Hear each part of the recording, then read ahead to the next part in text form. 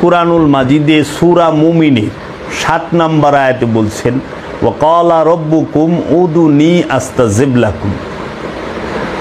আল্লাহ বলিলেন তোমরা আমাকে একা ডাকো, সঙ্গে সঙ্গে জবাব পাবা। আল্লাহ রব্বুল আলামিনের ডাকের জবাব পাওয়ার, তুমি যে আল্লাহকে ডাকো সেই ডাকের জবাব পাবার শর্ত আল্লাহ একটা দিছে, সেটা কি? উদুনি আস্তাজিব লাকুম। উদউনি, উদউনি, উদুনি শব্দের অর্থ হইল একা, দাউন শব্দের অর্থ ডাকা, উদুনি মানে একা ডাকো। শর্তটা হলো এইখানে। এখন আমাদের সমাজে যারা নাকি চালাক মৌলবী তারা কি করছে, এইটারে শর্টকাট করে দিছে যে আল্লাহরে ডাকো, আল্লাহর সাথে সাথে জবাব দিবে। এই পীর মুর্শিদের কি প্রয়োজন? আল্লাহকে ডাকবেন, আল্লাহ জবাব দিবে। কিন্তু আল্লাহ যে কইছে যে ওয়াকালা রব্বুকুম উদুনি আস্তাজিব লাকুম, তোমরা আমাকে একা ডাকো, সঙ্গে সঙ্গে আমি জবাব দেব। শর্ত হইলে একা ডাকা। আল্লাহ বলছে একা ডাকতে। সেই একা কি? সেই একা কাকে বলে? সেই একা কি? এই দৈহিকভাবে একা হওয়া, পারিবারিকভাবে সাংসারিকভাবে একা হওয়া, যে পরিবারের স্ত্রী সন্তান এদেরকে সরাইয়া দিয়া, হ্যাঁ, ঘরের ভিতরে দরজা জানালা লাগায়া আল্লাহু আল্লাহু অথবা লা ইলাহা ইল্লাল্লাহ লা ইলাহা ইল্লাল্লাহ এইভাবে জিকির করা, যে কাউরে ঘরের ভিতরে না রাখা একা একা জিকির করা, এইটার কথা কইছে না।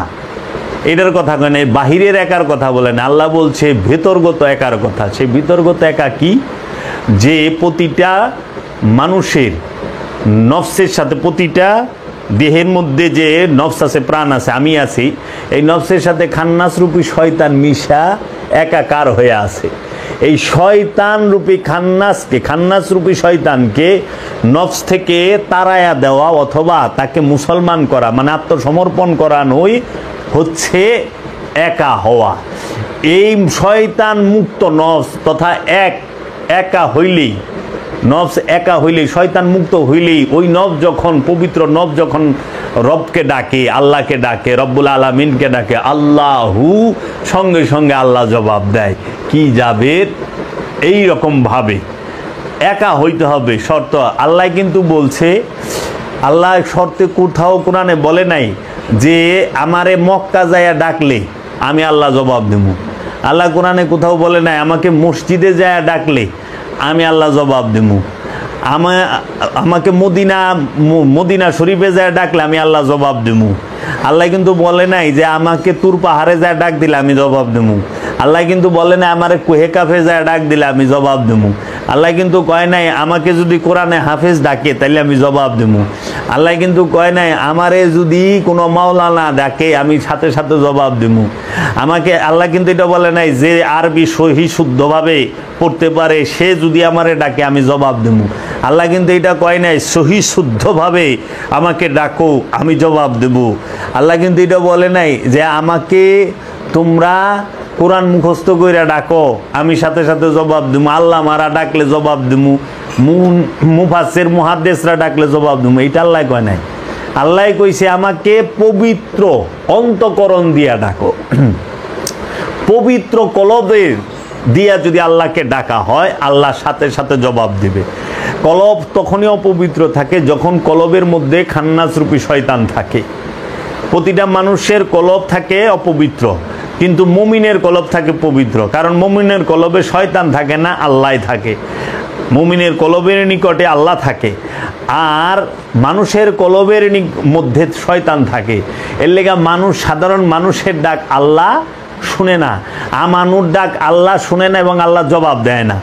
আমানুর ডাকের জবাব আল্লাহ দেয় না, মানুষের ডাকের জবাব আল্লাহ দেয় না। কারণ আমানু এবং মানুষ শয়তান যুক্ত, আমানু সেও শয়তান যুক্ত, কিন্তু আমানুর সাথে শয়তান রূপী খান্নাস দুর্বল রূপে থাকে। এর জন্য সব সময় আপনারা এই জিনিসটা খেয়াল রাখবেন যে আল্লাহকে নিজের ডাক শোনাইতে গেলে একা হইতে হবে, পবিত্র নফসের অধিকারী হইতে হবে। পবিত্র নফসের অধিকারী না হইলে আল্লাহকে ডাকলেও আল্লাহ জবাব দেবে না সারা জীবন। এর জন্য আপনি মসজিদে বইয়া ডাকেন, চাই মক্কায় বইয়া ডাকেন, চাই মদিনা শরীফে বইয়া ডাকেন, চাই আপনি যে কোনো নির্জন জায়গায় ডাকেন, এই বাহিরের নির্জনতায় বাহিরের বস্তুতে কিছু আসবে যাবে না। আপনি যখন আপনার ভিতরগত পবিত্রতা হাসিল করতে পারবেন, নফসের পবিত্রতা হাসিল করতে পারবেন, তখন আল্লাহ আপনারটাকে জবাব দেবে। আল্লাহ কিন্তু এটা বলে নাই যে আমাকে পবিত্র দেহে ডাকো, পবিত্র দেহকে পাক পবিত্র কইরা, কাপড় চোপড় পাক পবিত্র কইরা আমাকে ডাকো। পরিষ্কার কাপড় পরে ডাকলে আল্লাহ জবাব দিবে, আল্লাহ ডাকের। কিংবা একদম গোসল করে অজু কইরা আল্লাহরে ডাকলে আল্লাহ ডাকে সাড়া দিবে, জবাব দিবে, এটা কিন্তু বলে নাই। এখন আমরা কি করতেছি, আমরা মনে করতেছি যে পানি দিয়া গোসল কইরা, পানি দিয়া উজু কইরা, একদম পরিষ্কার জামা কাপড় পইরা, আতর উতর মাইরা আমরা যদি আল্লাহরে ডাকি, আল্লাহ হয়তো আমাকে জবাব দিব। আসলে না, আল্লাহ বলছে পবিত্র অন্তঃকরণে পবিত্র কলব নিয়ে আমাকে ডাকো। পবিত্র কলব যদি আল্লাহকে ডাক দেয়, সঙ্গে সঙ্গে পবিত্র নফ যদি আল্লাহকে ডাক দেয়, সঙ্গে সঙ্গে আল্লাহ জবাব দিবে। এখন সেই নফসে পোশাক থাক চাই না থাক, কাপড় পরা থাক চাই না থাক, ওটা আল্লাহর কাছে শর্ত না। সেই নফস, সেই পবিত্র নফসের অধিকারী মানুষটার দেহ যদি শত ময়লাও থাকে, শত প্রকার নোংরাও থাকে, তাও তাতে কিছু আসবে যাবে না, কারণ সে ডাকবে অন্তর দিয়া। অন্তরের ডাক আল্লাহ শুনে, পবিত্র হৃদয় দিয়া ডাকলে আল্লাহ শুনে। এখন আল্লাহ বলছেন যে তুমি তোমার অন্তরকে পাক করো, পবিত্র করো, কলবকে পবিত্র করো। কলব পবিত্র করলে আল্লাহ ডাকের জবাব দিবে। এবং আল্লাহ বলছে আমি অন্তরের খবর রাখি।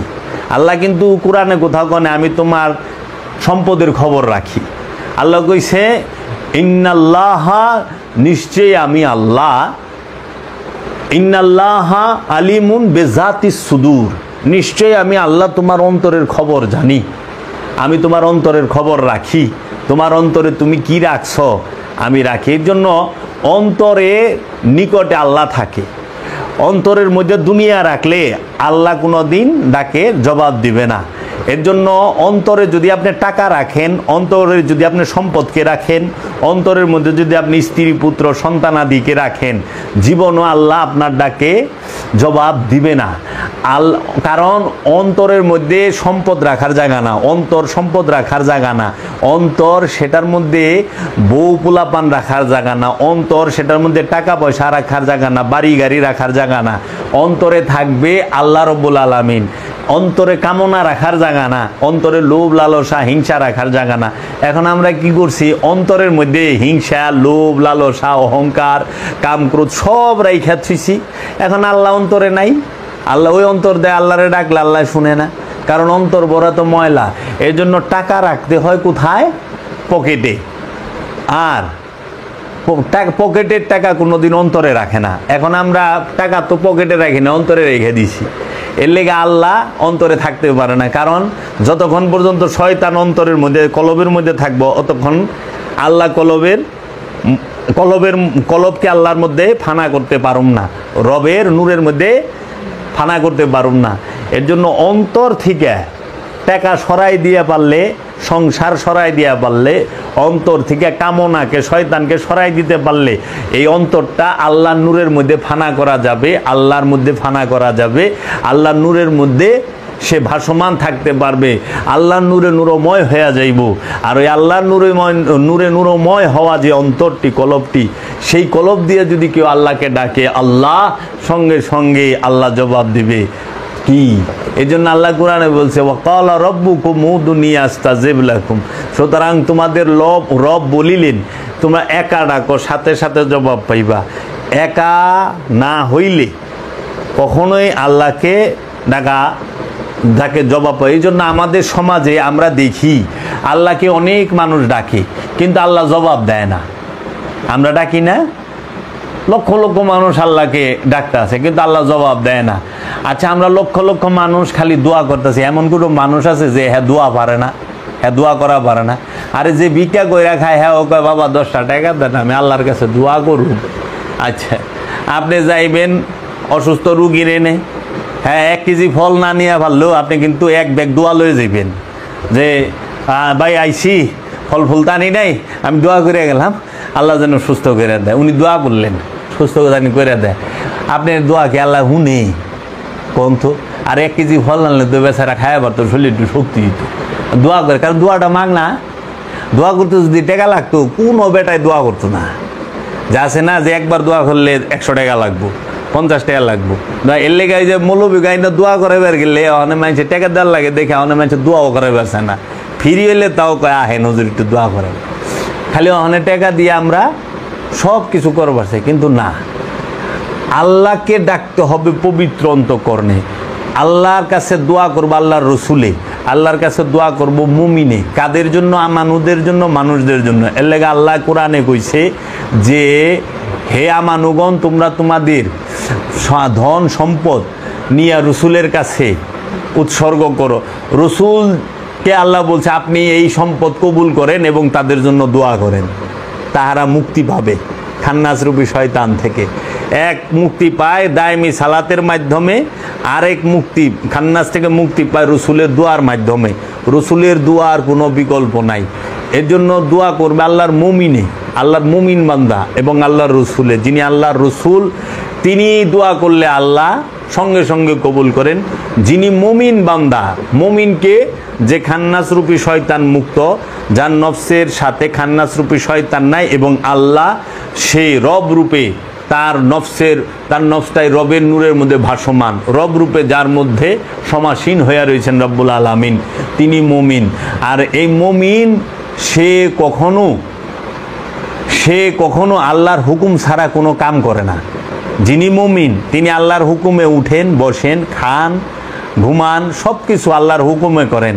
এখন যারা সমাজে এই যে ফালতু মুমিন সাজছে, যে বেজাইলা মুমিন, মা নাম রাখছে মুমিন, নামের মুমিন, এই মুমিনেরা অনেকে কয় না আমরা আল্লাহর মুমিন বান্দা, ওনার দিকে চাইয়া দেখেন যে উনি আল্লাহর হুকুমে কয়টা কাম করে আর বউর হুকুমে অথবা চেয়ারম্যান সাহেবের হুকুমে অথবা সভাপতি সাহেবের হুকুমে কয়টা কাম করে, নিজের ইচ্ছায় কয়টা কাম করে।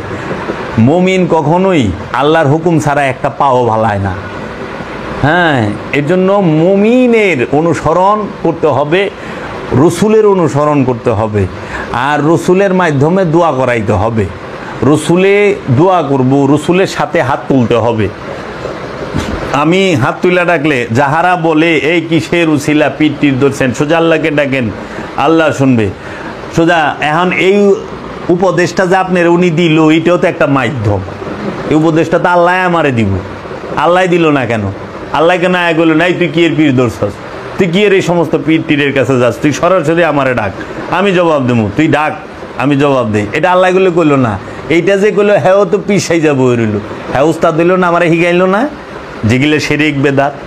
তাহলে তার ওই মুখের উপরে যেটা তো আপনি হইলেন আল্লাহরে করুম সেজদা, মোল্লার পিছে খারা মুখে, আল্লাহরে সেজদা করুম সরাসরি, মোল্লার পিছে মসজিদে খারা মুখ কেন? আমাকে এই উত্তরটা দেন। যদি উসিলাই না মানতে হয়, মোল্লাও তো উসিলায় খাড়ায় রয়েছে, ইমাম সাচ্ছে না। আচ্ছা, ইমাম আবার করে কারে? কাবারে সেজদা না। ইমামের উসিলা কয়টা? আল্লাহকে সেজদা করতে যায় একটা। ইমাম সাহেব তার কয় না বিহাজাল ইমাম। ইমাম সাহেব কি কয়? ইমাম সাহেবের নিয়ত কি? মুসল্লির নিয়ত সেন বিহাজাল ইমাম, ইমাম সাহেব তার বিহাজাল ইমাম কয় না। তাই ইমাম সাহেবের সেজদা করবার যায় কাবার উসিলা লয়, আর মুসল্লি সেজদা করবার যাইয়া ইমাম আর কাবা দুইটা উসিলা লয়। আল্লাহকে একটা সেজদা করতে গেলে মুসল্লির দুইটা উসিলা লওয়ার লাগে, একটা হলো ইমাম আর একটা হলো কাবা। আবার ইমামের আগে সেজদা দেওয়ান যাইব না, তাহলে নামাজ বাদ। ইমামের আগে সালাম ফিরান যাইব না, নামাজ বাদ।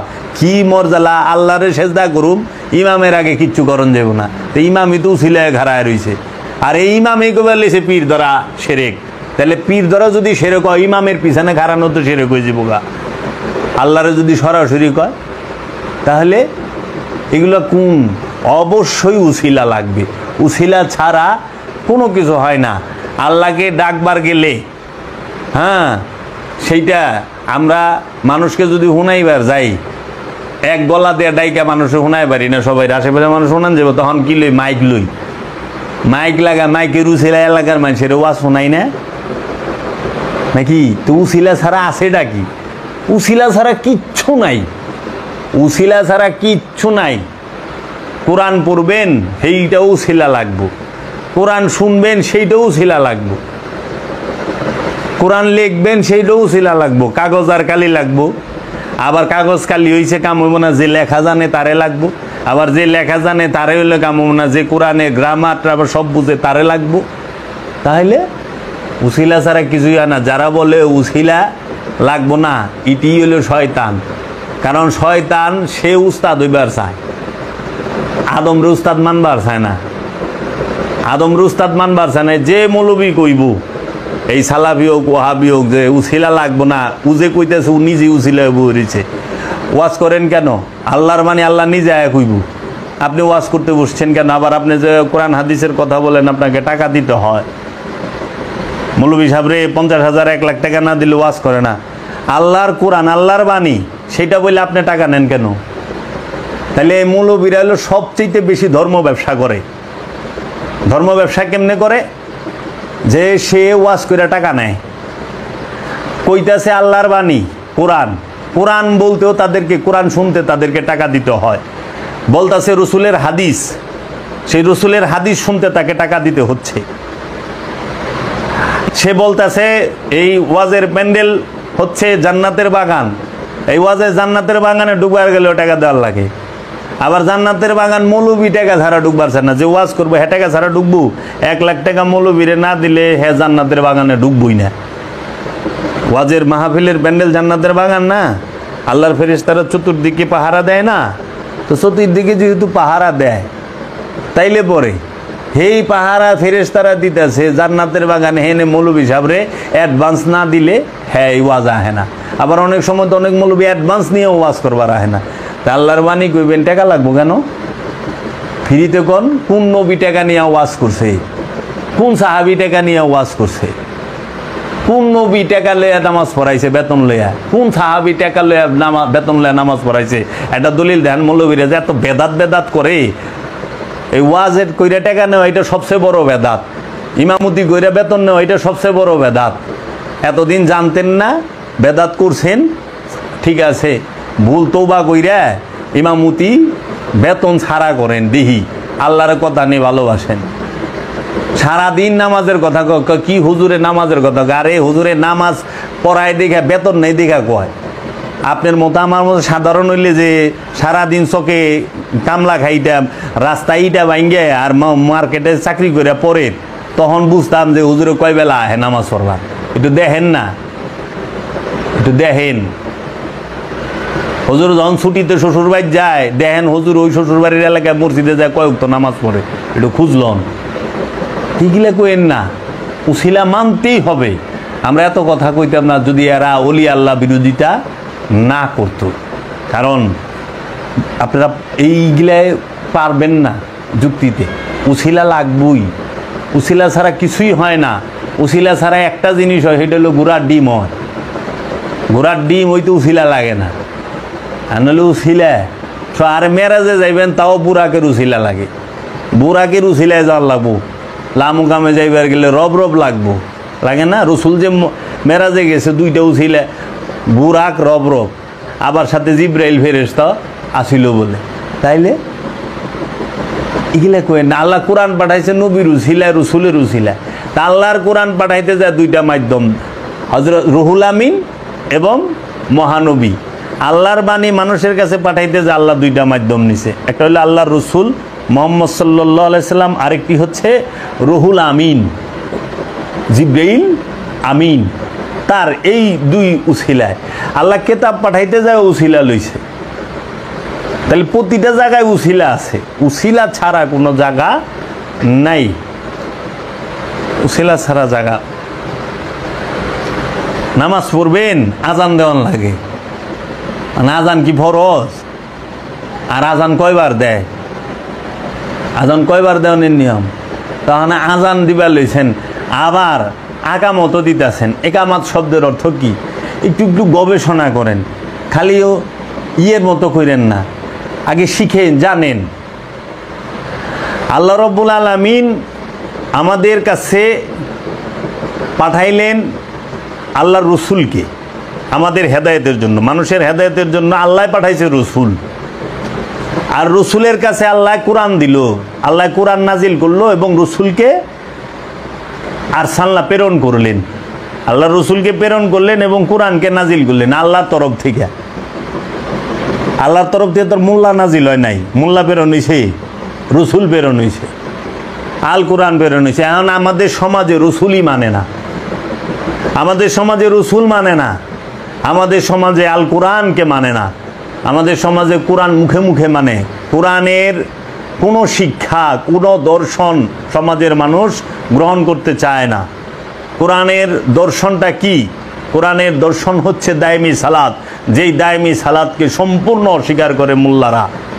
এটা কোরআনকে অস্বীকার করা। সূরা মারিজের 23 নম্বর আয়াত, 70 নম্বর সূরা মারিজ 23 নম্বর আয়াত, এটা হলো কোরআন দর্শন। এটাকে সম্পূর্ণ অস্বীকার করে। এরা ওয়াক্তি সালাতের কথা কয়, অথচ ওয়াক্তি সালাত 5 ওয়াক্ত নামাজের কথা সরাসরি কোরআনে কোনো সূরার কোনো আয়াতে স্পষ্টভাবে নাই। সরাসরি একসাথে 5 ওয়াক্ত নামাজের কথা সারা কোরআনে নাই। এবং 5 ওয়াক্ত নামাজের কথা যে আসলো সেইটা কিভাবে আসলো সেটার বিস্তারিত কথাটা কোরআনে নাই। আছে দায়মি সালাতের কথা, দায়মি সালাতের প্রয়োগ পদ্ধতির কথা কোরআনে, সেইটাকে মোল্লারা অস্বীকার করে। কোরআনে আছে সূরা কিয়ামত, সূরা কিয়ামত শব্দের অর্থ পুনর্জন্মবাদ। এই পুনর্জন্মবাদকে মৌলবীরা সম্পূর্ণ অস্বীকার করে, জন্মান্তরবাদকে সম্পূর্ণ অস্বীকার করে। তাহলে জন্মান্তরবাদকে যদি অস্বীকার করে তাহলে সে তো অপকর্ম করবই, তার ভিতরে তো ডর থাকে না, কর্মে অপকর্মের ডর থাকে না। ওই যে এর ভিতরে ডর কি? আল্লাহ আপনি যাই করেন না মাপ চাইবেন, আল্লাহ মাফ করে দিব। সস্তা একটা কথা চালু করে দিছে, আল্লাহ সব মাফ করে দিব। আল্লাহ কি এইভাবে বলছে সব মাফ করে দিব? কখনো না। বান্দার হক নষ্ট করলে আল্লাহ মাফ করে না। সুন্নাত আল্লাহ লা তাবদিল, আল্লাহর আইনের পরিবর্তন হয় না। তুমি বান্দারে কষ্ট দিলে বান্দার কাছ থেকে ক্ষমা চাইতে হবে, আল্লাহর হক নষ্ট করলে আল্লাহর কাছে ক্ষমা চাইতে হবে। বান্দার হক নষ্ট করছো, বান্দার কাছে ক্ষমা লও, আল্লাহর হক নষ্ট করছো, আল্লাহর থেকে ক্ষমা লও। মানুষ আল্লাহর হকে যায় ঠেকবো না, মানুষ ঠেকবো বান্দার হকে যায়। 99% মানুষ জাহান্নামে যাইব বান্দার হকে নষ্ট কইরা, বান্দার হক নষ্ট করার কারণে।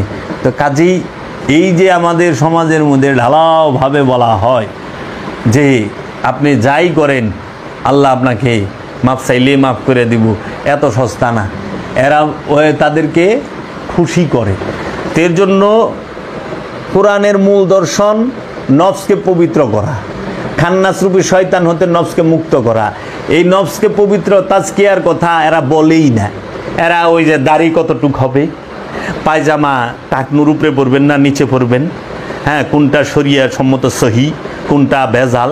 আচ্ছা দাড়ি লইয়া ঝগড়া, নিয়ত কই বানবেন, হাত কই বানবেন নামাজে, হেডে লইয়া ঝগড়া, কি করবেন না হেডি লইয়া ঝগড়া। এগুলা তো মূল না। মূল হইল কি?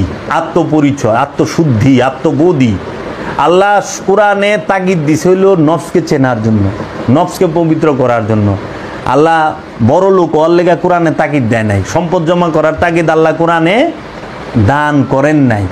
আল্লাহ কোরআনে কোনো সম্পদ জমাকারী ধনী হওয়ার অহনে মৌলবীরাই কয় আল্লাহ উনাকে অনেক রহমত দিছেন, হ্যাঁ আল্লাহ উনাকে ধন সম্পদ অনেক দিয়েছেন, হ্যাঁ উনি একজন বড় লোকরে তেল মারে। আশ্চর্যের বসে আল্লাহ কোরআনে কইছে যে সম্পদ জমা করে হ্যাঁ জাহান্নামী, আর মোল্লায় কই বললে সে আল্লাহ উনাকে অনেক রহমত দিছেন, উনি অনেক সম্পদের মালিক, মাশাআল্লাহ। আল্লাহ কি ভাগ্যবান হইল, মোল্লা কোরআন মানলো। কোরআন বলতেছো তোমার যতটুকু প্রয়োজন তুমি ততটুকু রাখো, এর বেশি যা আছে সব দান করে দাও। কোরআনের শিক্ষা, রসুলের শিক্ষা। রসুল বলছেন যে তুমি যা খাইবা তোমার বাড়ির চাকর রোতাও খাওয়াইবা, তুমি যাহা পড়বা তোমার বাড়ির চাকর রোতাই পড়াইবা, তুমি যা যেখানে শুইবা তোমার বাড়ির চাকরে এভাবে এই যে যেরকম বিছানা ব্যবহার করবা এই রকম দিচ্ছে। ইসলাম সাম্যবাদের কথা বলছে, ইসলামে সাম্যবাদ আছে, ইসলাম মনুষ্যত্বের কথা বলছে, ইসলাম মানবতার কথা বলছে, ইসলাম মানুষে মানুষে ভেদাভেদের কথা বলে নাই। ইসলাম মানুষে মানুষে সৌহার্দ্যপূর্ণ ব্যবহারের কথা বলছে, মানুষে মানুষের মধ্যে ভেদাভেদ করতে নিষেধ করছে। আল্লাহর সৃষ্টি সবাই সমান। এবং ইসলাম বলছে জমা করা হারাম, দান করা সোয়াব, বিলি করা সোয়াব, জমা করা হারাম। জমা করলেই সেইখানে তোমার যা পাপের জন্ম। এর জন্য জমা করা নিষেধ করছে। এই যে মজুদকারীরা মজুদ করে, মজুদ করে কেন? মজুদ করে হইল কৃত্রিম অভাব ফালানের লেগে। কৃত্রিমভাবে অভাব ফালাইলে তারা দ্বিগুণ দামে মালটা বেচা পারে। অধিক সম্পদ জমা করানোর লেগে, এর লেগে আল্লাহ রসুল এটার মূলই কাইটা দিছে যে সম্পদ জমা করাই হারাম। তাই সম্পদ জমা করা যেখানে হারাম ওইখানে তো মজুদ করার প্রশ্নই আসে না। আর অহনে সমাজে এই ওয়াজই নাই, এই আলোচনাই নাই, কোরআন দর্শনের কথা বলাই হচ্ছে না, খালি বাইরের কথা কয়। আর যখনই কইবেন যে আল্লাহ আমাদের তো আর এমনভাবে আমি দোয়া করে দেবো আল্লাহ কবুল করবো, আপনি দোয়া করবেন আল্লাহ কবুল করবো, এটি তো অহংকার, এটি অহংকার। এর জন্য নিজের নফসকে পবিত্র করেন, আত্মশুদ্ধি লাভ করেন, দায়েমি সালাত করেন। দায়েমি সালাত ছাড়া কেহই আত্মশুদ্ধি করতে পারে নাই, দায়েমি সালাত ছাড়া কেহ পাপ থেকে বিরত থাকতে পারে নাই, দায়েমি সালাত ছাড়া কেহই খান্নাস রূপী শয়তান মুক্ত হইতে পারে নাই, দায়েমি সালাত ছাড়া কেহই রবের দরবারে দাঁড়াইতে পারে নাই। এর জন্য দায়েমি সালাত পাপ থেকে বিরত রাখে, আনুষ্ঠানিক সালাত পারে না। কারণ দায়েমি সালাত যে করে সে কখনো সুদ খাইতে পারে না, দায়েমি সালাত যে করে সে কখনো ঘুষ খাইতে পারে না। দায়েমি সালাত এই সুদ, ঘুষ, আত্মসাৎ, এই অন্যের হক নষ্ট করা, এই সমস্ত পাপ থেকে দায়েমি সালাত মুসল্লিকে সরায় রাখে। আর ওয়াক্তি সালাতকারীদের আমরা দেখতেছি মানুষের জায়গা জবরদস্তি দখল করে খাস জমি মাইরা দিয়া, এতিমের সম্পদ মাইরা দিয়া দিব্যি মসজিদে নামাজ পড়তেছে, রাস্তায় আপনার ফলের দোকান থেকে, মুসির দোকান থেকে, চার দোকান থেকে, পানের দোকান থেকে, রিক্সাওয়ালার থেকে, অটোওয়ালার থেকে, সিএনজিওয়ালার থেকে, বাসওয়ালার থেকে চান্দা উঠাইয়া তাহারা কি এই টাকা পকেটে লইয়া যায় মসজিদে জুমার নামাজ জামাতের সাথে পড়তেছে, আর নিজের খুব বড় পরহেজগার মনে করতেছে, মুমিন মুসলমান মনে করতেছে। কোনো দিনও তাহলে এজ এ নামাজটা পড়লো, নামাজ তো তারা বিরত রাখা পারলো না চাঁদাবাজির থেকে। চাঁদাবাজি করা তো হারাম, চাঁদাবাজি করা নিষেধ। একজনে মেহনত করে পরিশ্রম করে আর তুমি হুদাই হারে ফুদিয়া টেকা টেকা না দিলে জোর জবরদস্তি মারপিট করো, এগুলা কুই।